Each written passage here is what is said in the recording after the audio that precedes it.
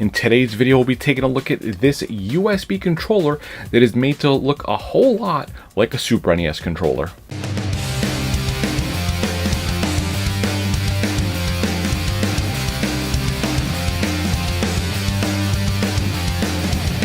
Good day everyone and welcome back. So this controller, you may remember, I picked it up from a yard sale. Actually, I picked up 4 of them as a lot from a yard sale a few episodes ago. After doing some research, I found that this controller type is really commonly sold with a like eBay Raspberry Pi setup. You can also buy them separate from Amazon and eBay respectively. And seeing the controller, the brand name on it is NEXT. It's also sold under like Tata and some other kind of strange names. And I wanted to kind of compare it to a regular Super NES controller, get a feel for it, just see how it is. If you're looking to find one of these for yourself, just look up Super NES USB controllers or USB Gamepad, and you're probably going to find a controller that looks just like this. So I'm going to go ahead and bring it over to the bench. We'll do some comparisons with it, and then after that we'll do some gameplay with it and see how it feels. And here we are on the bench with the USB controller, or as I said in this case, the NEXT brand controller. It's just a USB controller that looks like a Super Nintendo controller. So I figure I put this guy kind of through its paces as far as what we can do with it without being physically plugged in. And then once this is done, we'll go ahead and plug this into the computer and I'll test it on some games and see how it feels actually using this controller. Now, as far as the comparison goes, obviously it does look like a Super Nintendo controller, a US one with the purple color scheme and the shape and everything. Just for comparison's sake though, I will just put it next to this, and we'll even put it next to this. So what are these? They're obviously Super Nintendo controllers. This is the model. This is a CLV202. This is what comes with the Super NES Classic. It does have that Wii style plug on the end of it. And this here is an SNS005. This is what came with the Super Nintendo originally. So as you can see, it has that plug right there. Now, comparing the 3 of these controllers, I don't think we need to leave all 3 out, but we will in this case. These 2 are identical, except for the connector type, and I'm sure something on the inside. This one here, same shape, slightly different coloring on here, but overall the same thing. And I'm just going to kind of show you, click things, and see what it feels like the best I can describe, hopefully to you, seeing you can't really feel them, but I can. So looking at them right off, the biggest differences I'm seeing on here, except for, you know, the sticker and the slight color difference, is going to be the D-pad. So the D-pad is slightly different, and we'll even bring that closer just so you can see. Now they are very identical looking, but if you look at them in person, this one doesn't look like it looks a little chunkier. It's really hard to kind of tell that, but looking at them literally, this one has, I don't know, oh so much, just it's a little thicker in the middle, I guess. That's the best way I can put it. As far as how they feel clicking them, pressing a D-pad down on this kind of controller is really hard to hear anything. We'll bring it close though. So it sounds pretty much the same. As far as the feel goes, one thing I love to do with D-pads, and this is for any system, is kind of press the middle.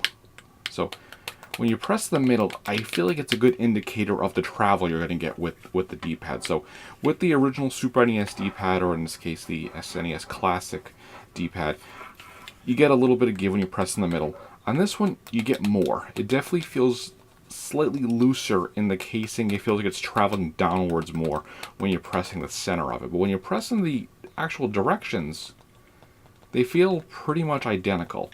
And of course, you want to get that rocking motion. So if you're doing, you know, moves in Street Fighter or other games like that, when you get kind of that quarter circle turn, the back to, you know, kind of flowing across that D-pad, how does that feel?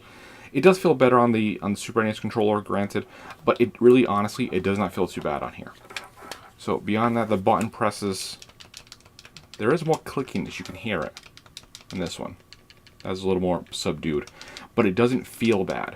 The only thing I would say though is how clicky this is. The buttons have a little more travel. I feel like this will definitely probably wear out a little faster. Now, this controller is nearly brand new, and I don't use this controller with my Super NES Classic, so it pretty much is brand new. Comparing that, though, to the original, this controller is pretty beat up from years of use. This one is well worn. I can tell that just by the buttons. The X button feels like it's barely pressing, but it does work. I know it works. I use this controller pretty frequently playing in the game room. This one, though, it has a good, click now, even compared to this one. It has a good click, so it feels like it's probably pretty responsive.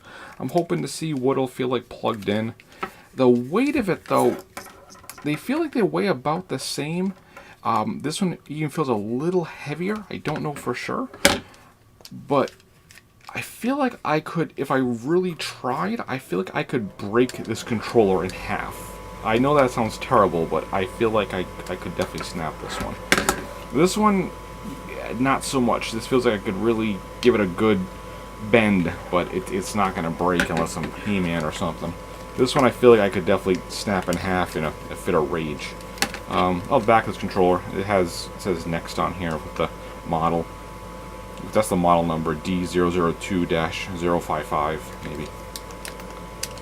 Now, this is one spot where these shoulder buttons here, these L and R's, these kind of feel like crap.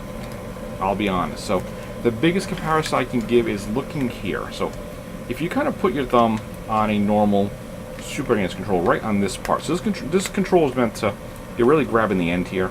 But if you were to press here, you get that click. And yeah, I've always gotten that click, even on a worn out one. A little more subdued, but you get that click. On this controller, if I press there, it doesn't even move. It just rocks around in place, but it's not pressing a button. But if I move towards the end, it is pressing. So I can't fault it for that. I mean, the part that counts, where you're actually pressing down, that's pressing fine. So overall, it does feel pretty close, I would say. So what we'll do now is we're going to plug this into the computer. We'll configure it as a D-pad in like a Super NES emulator, and we'll put this thing through some paces and see how it feels. So I'm going to plug this over, and we'll do that right now. Figure before I put the game on, I would show you the USB gamepad settings, and the biggest benefit to this is you can see, as I press buttons, things light up. So right now in that top box, the little cross pad is showing the D-pad. So up is up, down, left, and right. If I circle around, it circles around. And if I kind of transition left and right, left to right, actually that was kind of weird. So if I hold left, it's kind of going left diagonal up. See if I can recenter that a little bit. So right now I'm rocking back and forth, but it keeps popping up to the left top there, like a little bit of diagonal action going on. So I don't know how that would affect maybe a fighting game, if it's going to be super accurate if it keeps doing that. As far as the buttons go, let's see. So we have B button, which it shows us 3. As far as the order on here, it doesn't matter too much, but we have Y, B, A, X. The shoulder buttons up top, start and select. And there's a couple more that aren't lighting up. I'm guessing it thinks this controller has more buttons than it actually does. So that does happen sometimes because, it is what it is. So I don't really see 6 and 8 turning on. It probably thinks that there's another set of triggers on here, like a L2, R2 type situation. And that's what 6 and 8 would be. But it doesn't matter. In this configuration, we can see as I press buttons, things light up. It does look pretty responsive. So I'll go with that. So I'll stick with that. That little D-pad thing up top is a little bothersome, but it's not too bad. I guess we'll really see in a game if it affects it in gameplay. So this controller is all configured to act like a Super NES controller in every way, shape, and form. All the buttons are done. So I figured this game does use most of the buttons. I was going to play Mario, but I figure I'd change it up just a little bit. We'll try Mega Man X. So right now, using start. Start feels responsive. Okay. D-pad feels fine.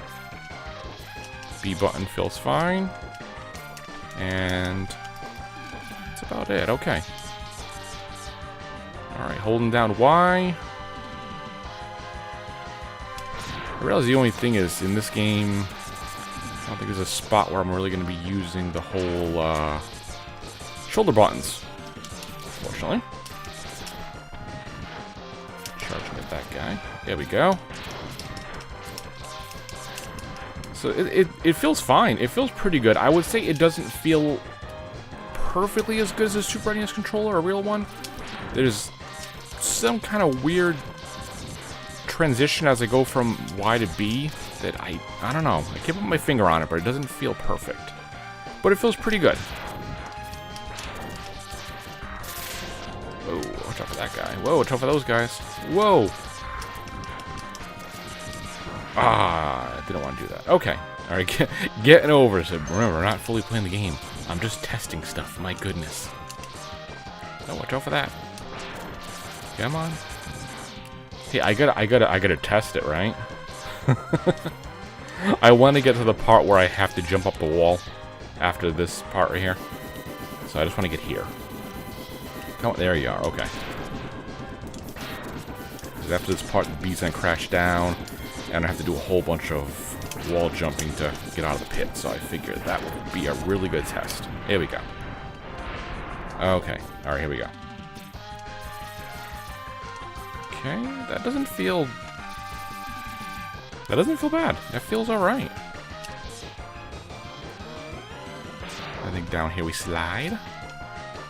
Come on, get out there. So, I will say that I don't know, I kind of feel pleasantly surprised. It's not as bad as I thought it was going to be. It doesn't feel too bad. What's the verdict with the USB gamepad?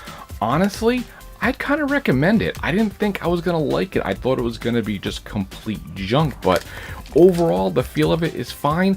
The trigger buttons, even though they're kind of a little mushier, they work fine as well.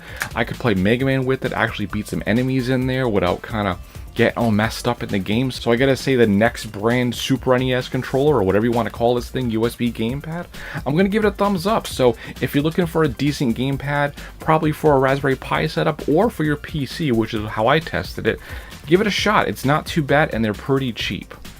As always, guys, I do appreciate the watch. I'll see you next time.